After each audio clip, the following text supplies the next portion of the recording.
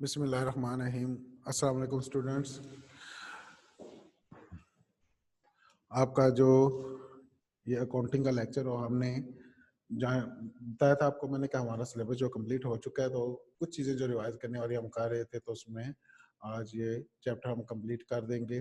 Revision में भी कल मैंने शेयर्स के वाले से चीज़ें आपको बताई थी और रिवीजन हम निकाली थी शेयर वाले से का, और मैंने कहा था कि इसका जो नेक्स्ट पार्ट है उसका आपका डिबेंचर वाला, उसको हम जो है कल जो है वो रिवाइज करेंगे और उसके बाद ये कंप्लीट हो जाएगा। आपके वो लोग जिन्होंने ये कुछ लेक्चर मिस किए हुए हैं उनको ये ओवरव्यू मिल गया। बाकी उनके पास जो लेक्चर होता है उनसे वो आप इस्तेमाल कर सकते हैं। कोई प्रॉब्लम है तो देख सकते हैं, हम उनसे पर्सनली भी वो चीज़ डिस्कस कर सकते हैं। लेक्चर की तरफ जाते हैं। आपका क्वेश्चन नंबर 11 पेज 211 पे आपका इसमें लिखा हुआ जी, pass the general interest for the issuance of the debenture. मैं उसको दोबारा ये चीजें बता रहा हूँ आपको कि जब आप डिबेंचर आप इशू करते हैं तो वही लोग हैं, जिस तरह पब्लिक होगी, डायरेक्टर्स को भी आप इशू करना चाहें तो उनको भी कर सकते हैं अगर वो लोन देते हैं, या फिर आप वेंडर्स को इशू कर सकते हैं जिनसे आप कोई चीज परचेज करते हैं।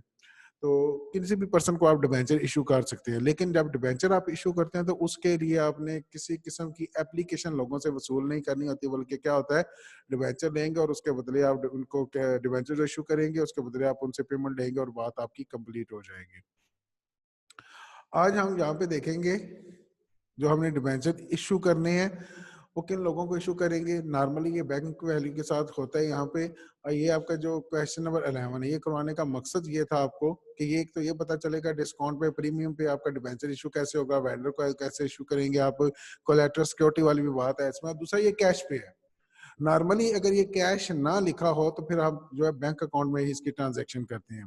तो फर्स्ट आपका 6000 debenture of 100 each issued at par for cash के 6000 डिबेंचर है। एक डिबेंचर की कीमत जो है 100 रुपए है, तो आपने इशू किया पार वैल्यू पे, फॉर कैश मींस के कैश पे आप ये डिबेंचर इशू कर रहे हैं। दूसरा लिखा हुआ debenture of 5000 debenture of 100 each issue at discount of ₹5 for cash के 5 रुपए डिस्काउंट पे आपने ये डिबेंचर इशू किए हैं और उसके ऊपर आपका क्या है, प्रीमियम जो है, और तो डिस्काउंट जो है वो 5 रुपए है। आपने डिबेंचर जो इशू किया वो 95 का होगा और फॉर कैश है। थर्ड आपका 4000 debenture of 100 each at premium for cash, आपने जो डिबेंचर इशू किए हैं वो प्रीमियम पे आप इशू किए हैं।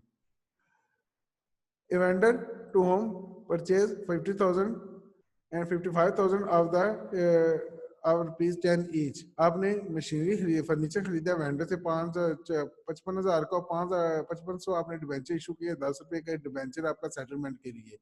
तो यहाँ पे हमने डिस्काउंट किस तरीके से कैलकुलेट करना है वो देखेंगे। और लास्ट में लिखा हुआ है कि issue of the debenture as collateral security for the loan और ₹1,50,000। तो ये ई वाली जो ट्रांजैक्शन है इसके हवाले से मैंने आपको बताया था कि जब आप डिबेंचर इशू करते हैं as collateral security for loan, bank से आप लोन ले रहे हैं, जो लोन लिया आपने उसके बदले आप सिक्योरिटी के तौर पे अगर आप डिबेंचर इशू कर रहे हैं, तो उस सूरत में आपके पास दो कंडीशन है। एक फर्स्ट ये कि आप सस्पेंस अकाउंट के साथ इसकी एंट्री करना चाहें तो कर सकते हैं।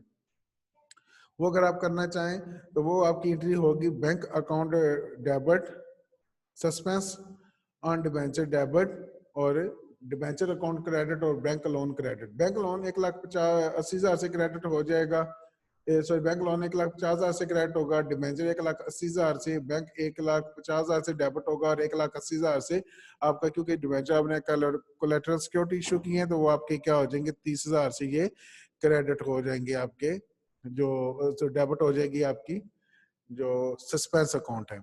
बाकी आपकी जो एंट्रीज होती हैं वो हमने करनी है। दूसरा आपका ये है कि कोलेटरल सिक्योरिटी अगर आप डिबेंचर आप इशू कर रहे हैं तो उस सूरत में आपने दूसरी कंडीशन ये है कि आप इसकी एंट्री छोड़ दें, एंट्री ना करें।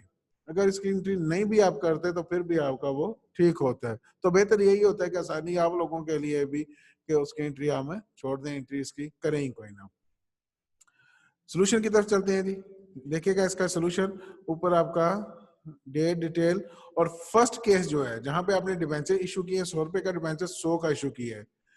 आपने जब डिबेंचर इशू किए तो लिखेंगे case A, cash account debit, debenture account credit. Cash आपने डेबिट किया, डिबेंचर का अकाउंट आपने क्रेडिट किया। कितने, 6,000 डिबेंचर आपने इशू किए, एक डिबेंचर की कीमत है 100 रुपए। 6000 डिबेंचर इशू किए हैं, एक डिबेंचर की कीमत है 100 रुपए। कैश अकाउंट डेबिट और डिबेंचर अकाउंट क्रेडिट हो गया।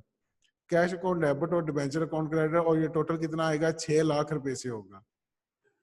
आपने क्योंकि डिबेंचर फेस वैल्यू पे इशू कर रहे हैं तो कोई डिस्काउंट वगैरह का जिक्र नहीं है। दूसरी चीज देखिएगा कि हमने एंट्रीज जो देखी हैं, हमने जितना भी हमने शेयर वाले क्वेश्चन किया उसमें हम बैंक डेबिट करते हैं, तो यहाँ पे कैश को डेबिट किया क्योंकि उसने मेंशन किया था अपने क्वेश्चन में कि कैश पे आपने इशू की है। अगर कैश का जिक्र ना होता तो हमने bank account to debenture account entry करनी थी।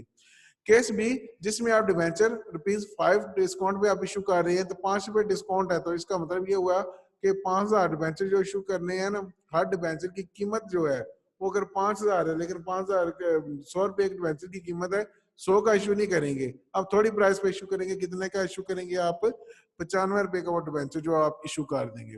तो जो डिबेंचर आप इशू करेंगे उसकी वैल्यू कितनी हो जाएगी, ये आपकी 5000 डिबेंचर है। एक डिबेंचर की कीमत अगर आपके पास ये आ रही है 95, तो टोटल आपको 4,75,000 इसकी अमाउंट हो जाएगी। नेक्स्ट आपका डिस्काउंट, ये भी आपका डेबिट होगा। डिस्काउंट अमाउंट कितनी अमाउंट, डिस्काउंट का जो है वो कितनी अमाउंट से डेबिट होगा, वो आपकी टोटल अमाउंट के साथ। टोटल अमाउंट आपका ये 5000 डिबेंचर, एक डिबेंचर की कीमत के ऊपर आपका अगर आपका 5% डिस्काउंट है, तो आपका डिबेंचर जो है वो आपका डिस्काउंट ऑन डिबेंचर जो 25,000 से डेबिट होगा, क्योंकि आपके 5000 डिबेंचर है, हर डिबेंचर के ऊपर आपका जो डिस्काउंट आ रहा है वो कितना आ रहा है,